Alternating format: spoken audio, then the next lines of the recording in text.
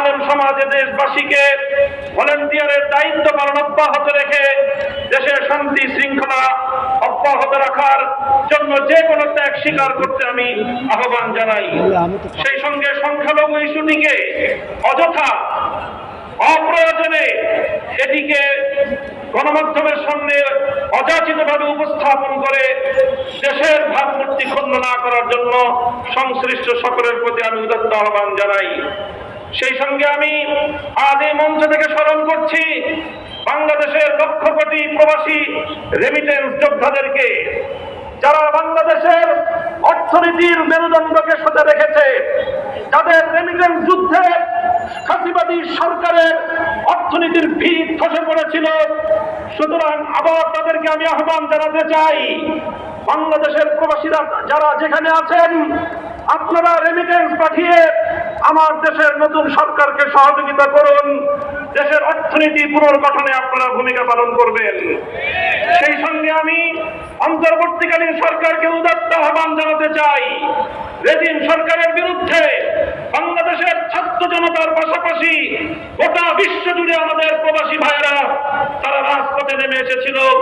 আন্দোলন সংগ্রাম করতে গিয়ে স্থানীয় রাষ্ট্রের আইন শৃঙ্খলা পরিপন্থী কাজ হয়ে যাওয়ায় তারা অনেকেই বন্দী জীবন যাপন করছে। কূটনৈতিক যোগাযোগের মাধ্যমে অতি দ্রুত তাদের সকলের পাশে দাঁড়িয়ে আমার সেই সকল প্রবাসী ভাইদেরকে মুক্ত করার ব্যবস্থা গ্রহণ করবেন। বৈষম্য বিরোধী আন্দোলনের প্রধান বৈশিষ্ট্য ছিল অভূতপূর্ব ঐক্য। এখানে স্কুল, কলেজ, ভার্সিটি থেকে আমার মাদ্রাসার ছাত্ররা পর্যন্ত যেভাবে টেকনাফ থেকে তেতুলিয়ায় হাতে হাত রেখে এক অভূতপূর্ব ঐক্যের মেলবন্ধন তৈরি করেছিল, পরাজিত শক্তি ঢুকে পড়ে আজকে মাদ্রাসা এবং জেনারেল শিক্ষার্থীদের মধ্যে ফাটল সৃষ্টি করবার প্রচেষ্টা চালাচ্ছে। ইসলামের পক্ষ থেকে সকল ছাত্র জনতার প্রতি আমি উদাত্ত আহ্বান জানাতে চাই, কোন ষড়যন্ত্রের মধ্যে আমরা পা দেব না, কোন ষড়যন্ত্র কানে তুলব না। আমাদের এই ঐক্যকে অটুট রাখতে হবে। আমাদের মঞ্জিল এখনো বহুদূর। আমাদের এই অর্জিত বিজয়কে মঞ্জিলে মাকসাদে পৌঁছাতে হলে আমাদেরকে আরো বহু পথ চলতে হবে। আমি অন্তর্বর্তীকালীন সরকারকে উদাত্ত আহ্বান জানাবো, রাজনৈতিক দলগুলোর সঙ্গে সমন্বয় করে প্রয়োজনীয় রাষ্ট্র সংস্কারের কাজ সেরেই জাতীয় নির্বাচনের অঙ্গীকার জাতির সামনে আপনারা ব্যক্ত করবেন এবং সেই অঙ্গীকার পালনে আপনারা দায়িত্বপূর্ণ ভূমিকা পালন করে চলবেন। পুলিশ সহ আইন শৃঙ্খলা রক্ষাকারী বাহিনীকে দায়িত্ব গ্রহণের অনুকূল পরিস্থিতি তৈরিতে আলেম সমাজের প্রতি উদাত্ত আহ্বান জানাচ্ছি। আপনারা দেশপ্রেমিক সশস্ত্র বাহিনীর সঙ্গে কাঁধে কাঁধ মিলিয়ে থানাগুলোকে নিরাপত্তা দিন। আইন শৃঙ্খলা রক্ষাকারী বাহিনীর সাধারণ যে সকল সদস্যরা নিহত হয়েছেন, নিরপরাধ যে সকল সদস্যরা এই গোলযোগে নিহত হয়েছেন, তাদের প্রতি আমি সহমর্মিতা জ্ঞাপন করছি। সেই সঙ্গে যে সকল দুষ্কৃতিকারী অফিসারদের নির্দেশে এই সরল প্রাণ সাধারণ পুলিশ সদস্যদের জীবন গিয়েছে, এর জন্য তাদের উপযুক্ত বিচার বিভাগীয় তদন্তের মাধ্যমে শাস্তি নিশ্চিত করার উদাত্ত আহ্বান জানাচ্ছি। আমি হেফাজত, আলেম সমাজ ও বিরোধী মতের লোকদের বিরুদ্ধে দায়েরকৃত সকল মিথ্যা মামলা অনতিবিলম্বে প্রত্যাহার করার আমি জোর দাবি জানাচ্ছি।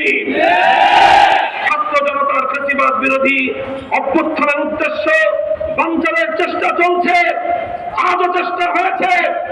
আমার ছাত্র জনতাকে আমি ধন্যবাদ জানাই, যারা বিগত সরকারের সবচেয়ে বড় অত্যাচার এবং বৈষম্যের হাতিয়ার বিচার বিভাগকে কলঙ্কিত করবার সেই প্রয়াসকে তারা নস্যাৎ করে দিয়েছে। এই সঙ্গে বলতে চাই, যদি এই গণ অভ্যুত্থানের উদ্দেশ্যকে ব্যক্ত করবার জন্য পাল্টা কোন প্রতিবিপ্লবের চেষ্টা চালানো হয়, ছাত্র জনতার সঙ্গে কাঁধে কাঁধ মিলিয়ে হেফাজতে ইসলামের সকল নেতা কর্মীরা রাজপথে প্রহরা বসাতে হবে। এভাবে ট্রাফিকিং ব্যবস্থার মাধ্যমে গোটা দেশে আমাদের ছাত্র জনতা নির্বিশেষে জনগণের যেইভাবে সেবা করে যাচ্ছে স্বাগত জানাই। অনতিবিলম্বে ট্রাফিক পুলিশদেরকে দায়িত্বে নিয়োজিত করবার জন্য সরকার এবং প্রশাসনকে যথোপযুক্ত দায়িত্ব ভূমিকা পালন করার উদাত্ত আহ্বান জানাই। সংগ্রামী সাথী ও বন্ধুগণ, হেফাজতে ইসলাম ছিল, হেফাজতে ইসলাম আছে। আগামী দিনের জাতির যে কোনো ক্রান্তিকালে ইসলামের যে কোনো প্রয়োজনে রক্ত দেওয়ার জন্য আবার শাপলা চত্বরে যেতে আমরা প্রস্তুত থাকবো। স্বাধীনতা রক্ষার জন্য যুদ্ধে যেতে আমরা প্রস্তুত থাকবো। শক্তিকে বুকের রক্ত দিয়ে রুখে দেওয়ার জন্য প্রস্তুত থাকবো।